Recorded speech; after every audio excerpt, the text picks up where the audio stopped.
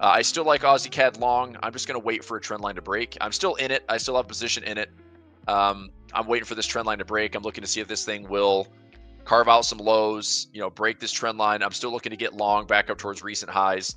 I like Aussie CAD long and New Zealand CAD long, not just for a little bit of positive swap, because right now both central banks, Aussie and New Zealand, are greater than the CAD, which cut 50 basis points 2 weeks ago, or last week rather, and this week's the Fed. So it's a little positive carry, which is fine. Also, I see this as just a big range trade. So we have been making higher lows for a while, higher highs for a while. If we can bottom out here and go up, I'm looking for that trade in Aussie CAD to just really fulfill this range. So try to get back up to like 93.50 to 9400, and I'm happy on that trade. And then New Zealand CAD, similar to that, big range from high to low. We're still making higher lows, higher highs, swing low, swing high. I'm looking to see if we can bottom out in here, and rally back up towards 86.50 to 87, with my target being all the way up towards like 88. But if I'm long down here and I get all the way back up to this high, that is a good enough profit target. I don't need to hold on to this thing to 88, because we could come all the way back down again, come all the way back up again, come all the way down. I mean, it could take like several more waves of this channel to chop our way up to 88. So if we get a decent entry and a good run for reward to risk, I like New Zealand CAD long. Okay, Aussie New Zealand's. I'm currently long in this one. Aussie dollar, I'm dollar cost averaging into this one. This is dropping, and I'm going to get into, looks like position 1. I'm already in. Position 2 is potentially coming. So, look, I know this is probably a trade that makes a lot of traders nervous, because they're like, oh my God, this thing's good. It's 50 pips against me. I'm down like tens of thousands of dollars because, people leverage like idiots. I'm in with small dollar cost average positions. I will test this area, and I want to see, does this support that goes back to 2022 or the COVID crash low, will this support level matter? Because if it does matter from this range, then I could build small, and I can hold a drawdown of maybe 1 or 2%, and I can turn this thing into a 4 to 5% upside.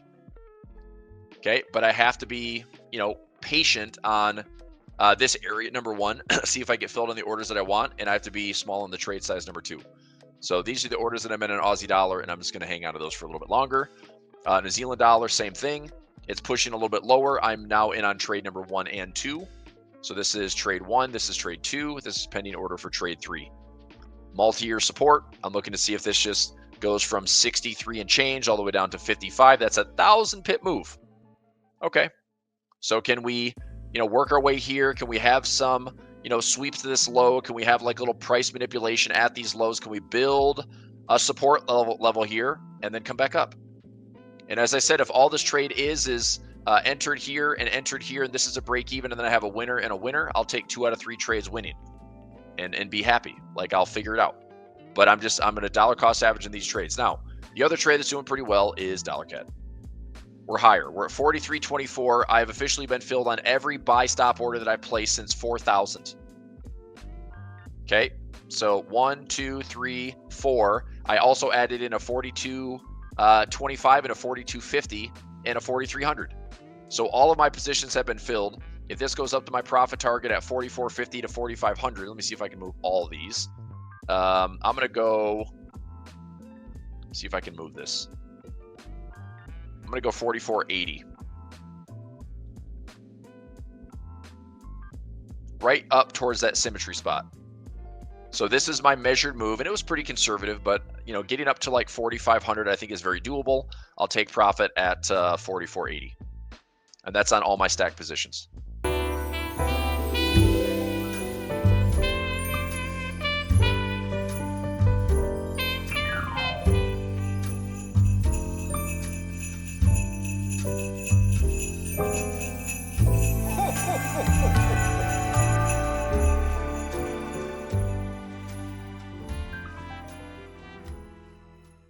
Okay, it's never a huge loss, Jonathan.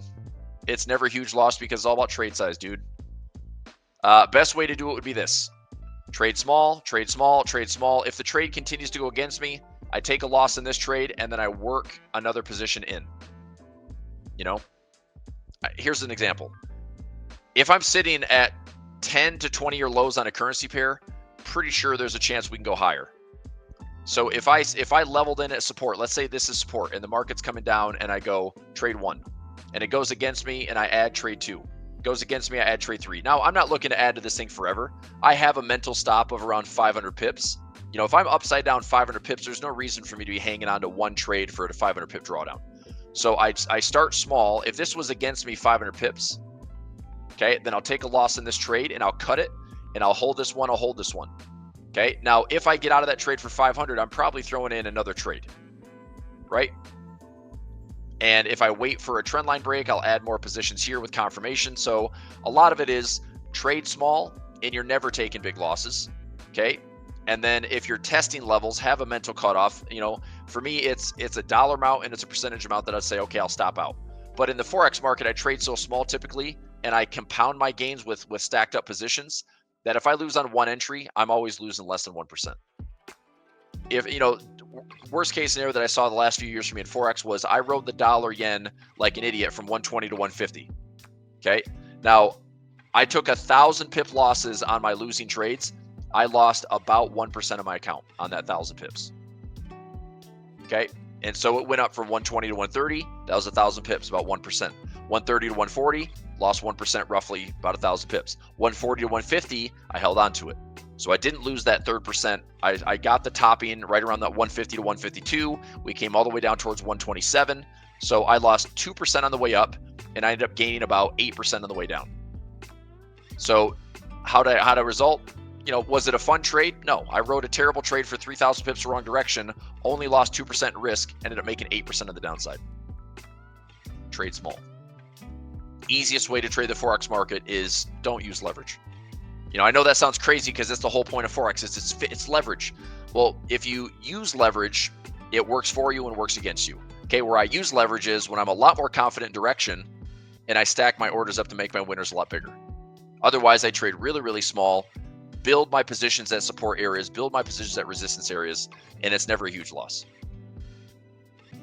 Okay, and that's the most important thing. If you want to make money in the markets, don't lose big, ever. So how do you do that? Trade small, trade often. You know, that's easy. That's philosophy that keeps your emotions in check. Never have a losing trade hurt you. Never get upset about a stupid trade. You know, learn from your losses, learn from your winners. Keep doing what you do best, and don't lose your butt. You know, I mean, seriously, like if you don't lose money, it's easy to make money. So yes, I take losses. I take losses a lot. But when I lose, you know, it's probably less than I win. And also when I lose, I tend to just shrug it off and move on to another trade, you know? So I don't know, my win record's fine. I mean, it's like clients have made money for 10 plus years. Currencies are pretty easy to trade because I trade really small and I sit on them for, you know, a month at a time, 3-6 months at a time. And then options is the easiest asset ever to trade because time is working on your side, or you can be like dead wrong in direction, but have it be defined risk. It's like, just use what assets you can and use the ability to trade, like trade options, because you can be risk defined. Trade Forex small and don't use the leverage unless it's, you know, working to your advantage. So anyway, just my thoughts. Okay, will memes move the DJI? No. I don't know. And like I said, for that, I like Berkshire Hathaway better than United Health Group, now that I think about that. I'm probably going to take a trade on Berkshire Hathaway, the B shares. SPX is actually working a little bit better now, just by the way. We're pulling back down. This should be helping out my trade a little bit more. I'm just going to spot check this one before I go. And SPX 220 at 215. Traders, if you're with me in the morning session, I think I'm just going to take a break even on this one. You know, we tried, it ran against us. I'm going to take a break even. So let me cancel this out. Let me cancel this out and then put in a 220. Try to get a 215 maybe. Try to get a few, just to get a break even or better. Cool. All right, so I'm out of the trade. Break even, that's fine. 220 was my original fill. I rode this thing up to like 320, 330. Now it's back down to 215. I'll watch this one. This might turn into be a profit for the morning, but I'm not going to take the risk and deal with it. It's 11:14. I've been in the trade for over, you know, an hour and 40 minutes. My DCA is I'll be completely honest. I could not put this in a PDF. I couldn't do a mentorship and I couldn't do a course on it because it's very, very discretional, and I don't like saying this, but it's true. It's a lot of it is based on intuition. So, for example, I mean, we all know EU has been a very, very cut and dry trade for the past 2 months. You know, we've had very weak Eurozone data, pretty positive US situation as well. So that was the economic factor covered in terms of the direction. So it's more a case of sell the market, but obviously manage your risk. Let me put the trade history on so you can see here. So for example, this is a great one. This is actually the trade that was quite painful. It gave me, I think, around 4.5% drawdown, this whole move here. So started selling here, moved against me, sold again, sold again, sold again, sold again, sold again. But as price was moving up, I wanted to get in at higher prices. And this position here was in roughly, I'd say maybe 1% drawdown after all of this move. So I was thinking, if I'm very bearish on euro dollar overall, I've already got a lot of positions in drawdown. I'm going to cut the largest loss, mitigate some risk, open up some more exposure. And then we had news. I'll be honest, I don't know what news this was, but it was some sort of news move. And I was like, this is perfect. We've just had a very, very strong bullish move in an overall bearish market. I'll sell again. So this position essentially just replaced the position I cut. So that, again, there is no super strict risk management methods. It's just, if the market's moving against me, I'll cut out the largest loser over and over as long as I need to, and keep re-adding in and replacing that one with a higher entry. But the other thing is, I do sort of scale up lot size as well. So I'm not uncommon with sort of martingale. So let me try and find an example. Euro dollars, not really here. Yeah, I actually can't see a recent one. Oh, here. So euro dollar selling started at one lot. Market was moving against me, scaling again at 1.5, scaling again at 1.5, and slowly bringing my average price up. So all I need then is just a small move to the downside, and I can get out to either break even or in profit. And if we think about the very basic way the markets move, it's in waves. So typically, we're not going to have a huge move to the upside that just doesn't stop. We will have some sort of move to the downside, and that's all I need really to get out. Nick Sean approach. Yeah, Nick, I actually watched quite a lot of Nick Sean when I was trying to develop this strategy a little bit more. So yeah, that was quite useful. Did you know we do a live trading show Monday through Friday with guests from all over the world?